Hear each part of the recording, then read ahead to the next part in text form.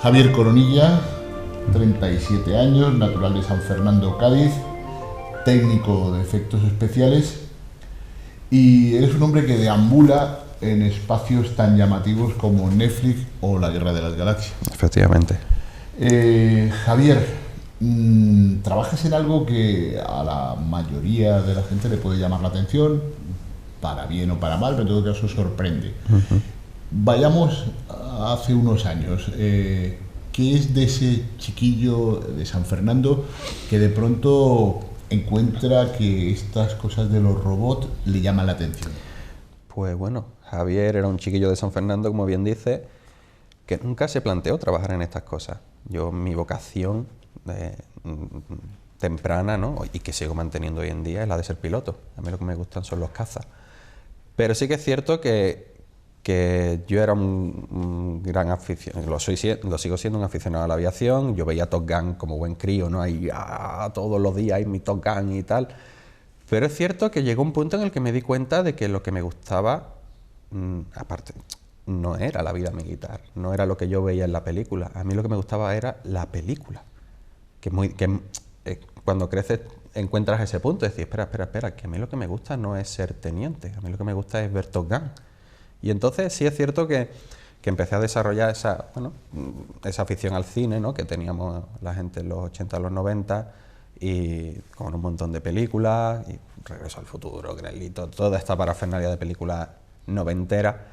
Y poco a poco, pues bueno, fui entrando en el mundo y aquí estamos, ¿no? Sí es cierto que tenía una tendencia natural a desmontarlo todo y a volverlo a montar, y no me solían sobrar piezas, cosa que ya era una buena señal, pero es algo que ha ido evolucionando con el tiempo, ¿no? Yo desde pequeño no era como, no, yo quiero trabajar en la Guerra de las Galaxias, porque la Guerra de las Galaxias no se hacía en Cádiz. O sea, no es algo que estuviera en tu día a día, ¿no? Igual que un chico en Londres puede verlo y tocarlo porque se hace allí a diario. Para nosotros es como eso, se hace en Hollywood, eso no hay opción. Eso iba a comentar contigo, que tú vives a medio camino entre Cádiz, Barcelona y Londres, donde tienes tu residencia habitual. Yo, ya te digo, estoy todo el día viajando. Yo soy freelance, con lo cual, mal dicho, soy un mercenario del arte, ¿no? O sea, vas al que te llama. Sí es cierto que intento mantener el cerebro en que soy de aquí y mi residencia está aquí en Cádiz, en San Fernando, pero es algo más psicológico que otra cosa, ¿no? Porque sí es cierto que estás todo el día viajando, pero sabes que cuando vuelves, o sea, cuando acabas un proyecto, vuelves a casa. Entonces eso te da una tranquilidad psicológica de poder darlo todo, y porque sabes que después tienes un descanso, ¿no? Que después vuelves a tu casa y a tu tierra y al sol, que es tan importante. Vamos a ir paulatinamente. Tu biografía dice que estás en Doctor Who, una serie mítica de la televisión británica, que ha tenido distintas fases, y de pronto te ves en una serie que posiblemente le hubieras echado, aunque es una serie de los 60, pero que ha tenido muchísimas épocas. Supongo eso, que a finales de los 90 te integras para trabajar en ello. Yo la cogí en la temporada 7ª, que estaba David Tennant, si no me equivoco, era el Doctor, y fue mi primer trabajo en Londres. Yo ya había estado 2 o 3 años trabajando en Madrid como empleado de una empresa de efectos. Bueno, hacíamos de todo, hacíamos efectos, hacíamos decorado, bueno, la cosa aquí un poco nacional, ¿no?, de lo que sale. Entonces sí que fue mi primer trabajo como freelance en Inglaterra, y aparte fue muy curioso porque fue limpiar moldes en el exterior del taller con una Karcher de estas de presión. O sea que después de haber hecho, yo ya había hecho anuncios para Toyota, para Nike, había hecho buenos trabajos, pero el salto fue, oye, pues lo que hay es limpiar moldes fuera. Bueno, pues vamos a remangarnos y a limpiar moldes, no hay ningún problema. Pero claro, esa es la primera prueba, o sea, vas a hacer algo que nadie quiere hacer. Bueno, pues si este se presta, oye, y ya ahí empiezas a poner unos LEDs, y ya empieza hoy un motorcito, y ya un pascual, y empiezan a llamarte para cositas pequeñas que ni siquiera cubrían el coste o sea, el sueldo que cobraba por 2 o 3 días no cubría el coste del viaje a Londres. Pero oye, es una inversión. Hay gente que invierte su dinero en un máster nosotros desgraciadamente no hay másteres de nuestro trabajo, entonces era invertir. Y poco a poco te van llamando, y ya cogí la primera película, que fue Víctor Frankenstein, con Daniel Radcliffe y el Xavier de las últimas X-Men, y ya empiezas con proyectos cada vez más grandes, ¿no? Entonces, yo Doctor Who, aunque ya te digo, estuve limpiando molde y después una pequeña criatura, ¿no? en esa progresión de trabajo, pero claro, fue mi primer trabajo inglés, con todo el choque que conlleva el trabajar en Inglaterra, ¿no? en la meca de este tipo de cosas. Haciendo un paréntesis en tu biografía, has tocado un tema que es el tema de la educación. Has hablado que ojalá hubiera un máster, que no hay máster. ¿Crees que ahora mismo España, o más concretamente el hecho universitario, por poner un ejemplo, la Universidad Gaditana, podría trabajar con vistas a generar un máster relacionado con animatrónica? Debería. Quizás no con animatrónica pura, porque guste o no hay tanta demanda como para absorber una generación o varias generaciones de personas que salgan, ¿no? con titulación, pero sí por lo menos abordar que hay una serie de trabajos artísticos y técnicos que no se conocen, o sea, nadie sabe lo que hace un director de arte, nadie sabe lo que hace un forillista, una persona que hace forillos, ¿no? Y tú vas a Bellas Artes en Sevilla y está encaminado a hacer esculturas de Semana Santa, que está muy bien, ojo, que está muy correcto, pero la gente, el otro día me decía una chica, es que mis padres no quieren que estudie Bellas Artes porque no hay salida. No tiene salida, es una carrera sin salida. Es decir, bueno, claro, si tus padres piensan en pintar cuadros o en hacer pasos de Semana Santa, pues no. Pero si te vas al mundo del cine, hay literalmente cientos de trabajos diferentes que puede hacer una persona con Bellas Artes. Y en la UCA, que es un poco la nuestra, ¿no? Pasa un poco igual. Yo estuve en la escuela de ingenieros y se hacen o barcos o últimamente aviones, ¿no? Pero hay toda una serie de trabajos como el mío que son técnicos y que deberían cuanto menos de enseñarse como opción de vida, como opción de decir, oye chicos, que se hacen barcos, aviones y puentes, pero oye, que también hay gente que hace estas cosas, ¿no? Yo siempre escuché en la escuela aquello de un ingeniero de verdad, un ingeniero serio, no hace muñecos. Y yo te aseguro que la mitad de los ingenieros que conozco no son capaces de hacer animatronics a nivel técnico, porque requiere, el ser ingeniero requiere, o sea, ingeniero viene de ingenio, no de normativa UNE. Entonces, si tú te aferras a las normativas UNE, no haces un animatronics, tienes que ser ingenioso. Entonces, eso hay que enseñárselo a la gente. Creo que la UCA debería de trabajar en ese sentido, ¿no? Y aparte, porque tenemos 3.000 años de historia, nos la sabemos todas. Hay que enseñar a la gente a moverse. Sí, el concepto de nuevas profesiones. Efectivamente. Volvemos a tu biografía, Víctor Frankenstein, antes de entrar en... Víctor Frankenstein, como te digo, fue con Millennium FX, que es con quien hice Doctor Who, y sí que fue mi primera película.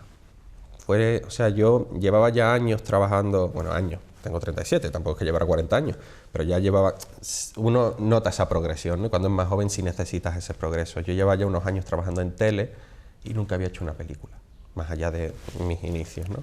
Entonces a Millennium se le plantea hacer Víctor Frankenstein, que es una peli de ficción, de ciencia ficción. Bueno, tampoco es una gran película, pero oye, ya es una... Aquí estamos hablando solo de la técnica, la película es... Claro, la película es flojita, pero a nivel técnico era como, wow, una empresa como Millennium, que lo que siempre hace es televisión, es muy, muy reconocida, pero hace tele, se le plantea hacer esta peli en solitario y nos llamó al equipo habitual, a la gente que trabajamos para ello, y fue muy guay porque, claro, ya es una peli pequeña, con lo cual tienes acceso al guión, ves los concepts, ¿no? Todos los concepts de arte, volviendo al tema de Bellas Artes, y bueno, tienes un buen tiempo de trabajo y hizo mucha ilusión, ¿no? El hecho de, wow, mi primera película, la primera peli que hago para Hollywood. El director es muy curioso porque cuando el director llegó me dijo, me escuchó hablar en español, no sé por qué, estaba yo hablando en español o a través del teléfono y me dijo, tú a mí me suena de algo, tú a mí me suena y no te ubico.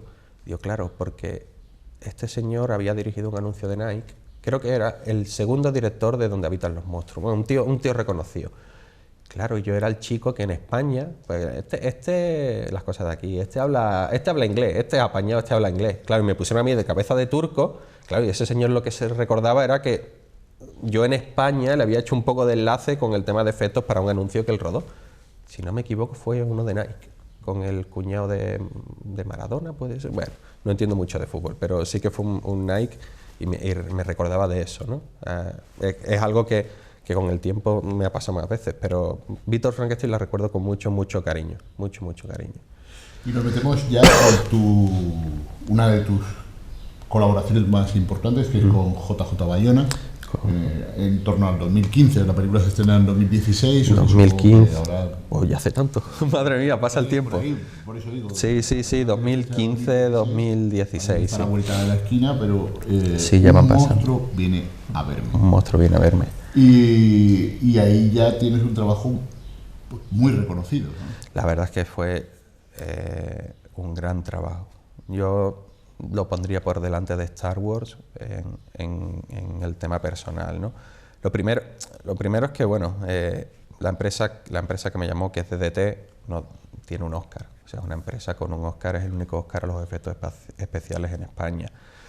Me llamaron ellos. O sea, yo llevaba mucho tiempo queriendo trabajar con ellos y fueron ellos los que me llamaron. Coincidió de que había acabado, o estaba acabando El despertar de la fuerza, y yo iba de segundo. Me llamaron: Javi, tenemos un proyecto con J y hemos llamado a un supervisor, ¿te quieres venir a echarle una mano de segundo de a bordo en animatrónica? Vale. Perfecto, vamos, en España, Barcelona, era en verano, con lo cual, vamos, no se puede pedir. Y cuando llegué, pues resulta que a este supervisor le surgió un problema personal y no pudo hacerse cargo de la película. Entonces, pues me quedé yo si no de supervisor, cuanto menos al cargo de la parte mecánica. Y fue una experiencia brutal, porque claro, vienes con todo ese conocimiento de Inglaterra y en español. O sea, porque hay una cosa... la pandilla de amigos, ¿no?, que somos todos españoles trabajando en Londres en esto, siempre decimos que en inglés somos un 30% más torpes, ¿no?, por la sencilla razón de que solo la lengua ya es un muro infranqueable. O sea, eso siempre estará ahí, siempre el muro idiomático estará ahí. Entonces siempre parecemos un 30% más tontos. Pero claro, cuando vienes a España, estás acostumbrado a ese nivel de presión, de no me entiendo, me tengo que hacer explicar, ay Dios mío, ¿cómo lo hago? Y ahora resulta que todo el mundo te entiende y tú entiendes a todo el mundo, pues eres un 30% más listo, o sea, eres como un superdotado. Y entonces, claro, era como, ¡buah! ¡Qué cómodo! O sea, me entienden, o sea, pasan por detrás mío y me entienden, yo hablo y entiendo, puedo expresar. Y fue una producción bastante larga. Eso, yo entré a trabajar ahí en agosto y acabé en marzo, abril del año siguiente. O sea, fue una producción muy larga y sí que tuve muchísima responsabilidad, tanto a nivel mala, entre comillas, porque bueno, te tienes que hacer cargo de un montón de cosas que jamás se han hecho, como buenas, porque es como te dejan hacer. Yo te iba a decir, hay un antes y un después en los efectos especiales físicos con respecto a la película de Bayona. Sí. Además, sé por ti mismo alguna anécdota que me gustaría que nos contaras, y era una cierta cabezonada por parte de JJ de decir, bueno, lo quiero de una determinada manera, y tuvisteis que convencerle. Sí, bueno, esa fue muy graciosa, ¿no? J, claro, todas las referencias que había eran, no sé si viene del propio J, pero del entorno, ¿no? Claro, todas las ilustraciones que había eran del libro, eran acuarelas y tintas, y entonces eran negras, ¿no? El monstruo es de noche, entonces claro, sobre fondo blanco el monstruo estaba pintado en negro, en tinta negra. Entonces claro, ellos estaban un poco así de lo quiero negro, ya, pero bueno, negro, no, negro, lo quiero negro. Y entonces el pintor, que es sevillano, el diseñador de pintura, ¿no? Otro que también está en Londres, dijo, mira, yo te lo voy a pintar como yo creo, y si no te gusta te lo pinto negro, pero hazme caso que esto va a quedar guay. Y quedó tan guay que compraron la idea, y es el monstruo que vemos, ¿no? Que es madera vieja, una madera muy vieja, muy podrida, pero un tono más cálido, o sea, con sus musgos, sus líquenes, y la verdad es que es una preciosidad. Y por eso digo que fue un gran trabajo, porque teníamos esa serie de decisiones, de decir, oye, los ojos no están claros como deben de ser, vale, déjame desarrollarlo. Entonces tenías esa oportunidad de presentar muestras y decir, ¿cuál te gusta? Oye, me gusta este, vale, pues vamos a hacerlo. Pero eras tú quien decidía, eso en una sobreproducción como puede ser Star Wars o algo así, es imposible. O sea, ya hay un departamento de arte que se dedica a eso y todo viene perfectamente establecido. Pasemos a Star Wars.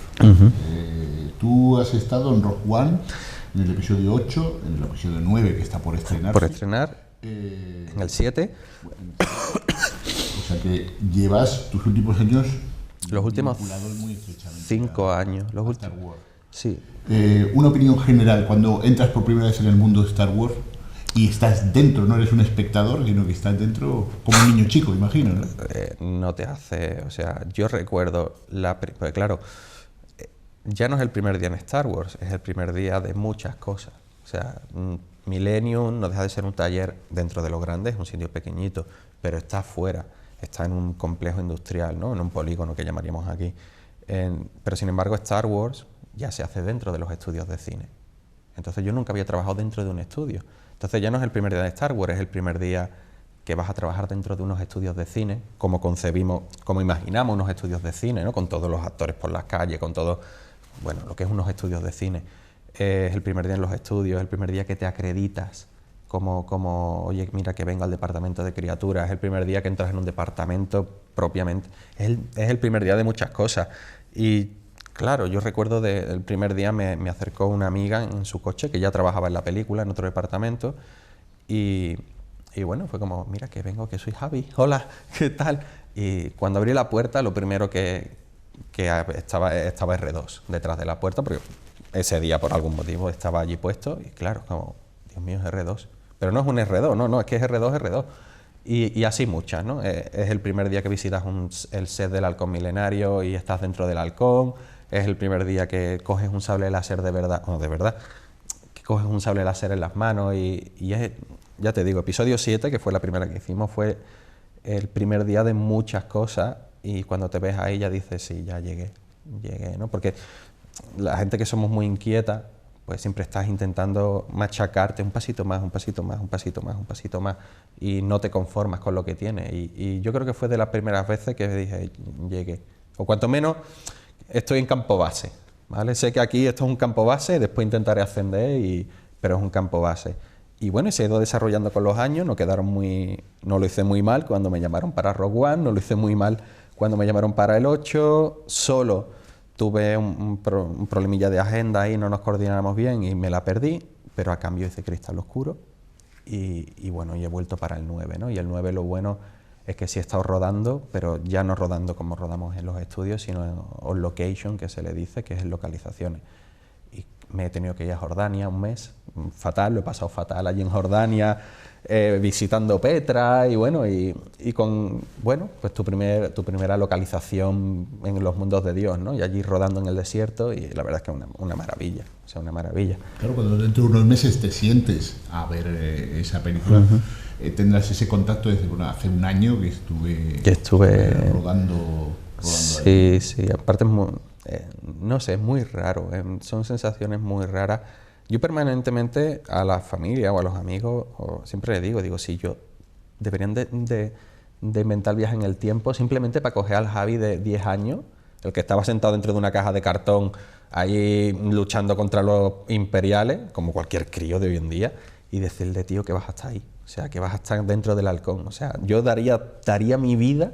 Si me dice, mira, lo cumples y te mueres, digo, perfecto. Pero decirle a ese niño de 10 años, tío, no, o sea, no te imaginas dónde vas a estar, porque sí que vives momentos muy míticos como estar dentro del halcón, ¿no? Como visitar las naves, sentarte en un X-Wing que se mueve y que todo funciona.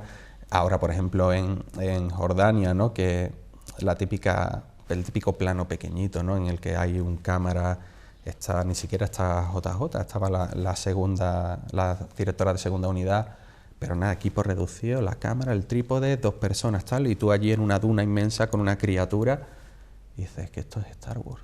O sea, más allá del CGI, de las explosiones y tal, Star Wars, para la gente, yo por edad no fui al cine a ver las primeras, dice mi padre que me llevó al Retorno del Jedi, pero no tengo esa conciencia, ¿no? Pero la gente que hemos crecido con el Star Wars clásico, Star Wars es eso, es una duna, el templo de Jabba al fondo y una rana que se come a otro, ¿sabes? Un planito Pues cuando vives eso es cuando dices, aquí sí está Star Wars. Entonces, bueno, veremos explosiones, seguramente, pero ahí estamos.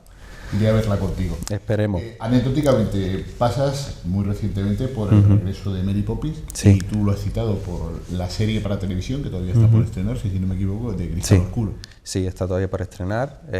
Es complicado no hablar de Cristal Oscuro porque ya hace 1 año y pico, casi 2 años, no llega, pero casi 2 años que cuanto menos empezamos la producción y todavía no se ha estrenado. Entonces permanentemente nos mandan correos de Henson diciendo, oye chicos, acordaros que esto todavía no ha salido, porque claro, ya un trabajo de hace ya 2 años, pues tú ya empiezas a alargar, o cuanto menos así, a no tener esa conciencia o esa presión de confidencialidad, de decir, no, por ejemplo, lo mismo de episodio 9, tengo esa presión de confidencialidad de decir, no puedes hablar nada. Pero claro, algo que ya has hecho hace 2 o 3 años, ya empiezas un poco a distendirte, ¿no? Y bueno, falta poco. Para el que no lo sepa, Cristal Oscuro está basado en un largometraje que hizo Jim Henson, que es el creador de los teleñecos. Efectivamente. Que ahí hizo una historia bellísima, romántica, solo con muñecos, de espada y brujería, que en su momento, digamos, basado en unos excelentes dibujos de Brian Froud, si no me equivoco. Y ahora lo que resulta es que ese largometraje se va, puedes rescatar por ahí, se llama eso, Cristal Oscuro, se convierte en una serie. Entonces estaba en la primera temporada, si tiene éxito supongo que habrá más temporadas. Me contabas que los muñecos que inicialmente os depositaron en vuestras manos eran los de los años 80, con lo cual era como había cosas cuanto menos, aunque no se utilizaran en rodaje, pero sí que se trajeron como referencia. Y ya no son solo las criaturas, que tampoco podemos meternos mucho en eso, es que estaba el propio Brian Froud. O sea, es que, claro, has crecido con eso. Por ejemplo, una anécdota, ¿no? Había un chico que todo el mundo le hacía mucha referencia, pues claro, había equipo inglés y equipo americano, todos juntos trabajando. Aquello era las hostias y los espadazos, se veía y decía, tío, pero ¿por qué se llevan muy, muy mal? No, cuanto menos no trabajan muy cómodos unos y otros. Y sí es cierto que ve un chico joven y todo el mundo, ¿este chico quién le pasa? Dice, no, es que es el hijo de Brian Froud. Y bueno, claro, vale, Brian Froud es Brian Froud, pero el hijo, pues vale, pues su hijo. Dice, ya, pero es que era el bebé del laberinto. Y es como, anda, coño. O sea, que ese chaval de ahí es el bebé que aparece en el laberinto con Jennifer Connelly y toda esa parafernalia de Goblin. Entonces, claro, es que permanentemente estás rodeado de las cosas de tu más tierna infancia. Sí, tu mitomanía. Tu mitomanía, claro, es una cuestión de que todos los días pasa. Me ha pasado me ha pasado como anécdota, ¿no? Estábamos haciendo episodio 8 y entonces estaba Frank Oz, que para quien no lo conozca es uno de los principales puppeteers o marionetistas de Henson, era Yoda. Y durante muchos años ha sido la cerdita Peggy. O sea, Jim Henson era la rana Gustavo y Frank era Peggy y otra serie de personajes, ¿no? Entonces estábamos haciendo a Yoda, había un compañero haciendo Yoda y Frank estaba permanentemente dentro del departamento haciendo visitas y tal, con lo que ya es ve todos los días a Frank Oz y darle los buenos días.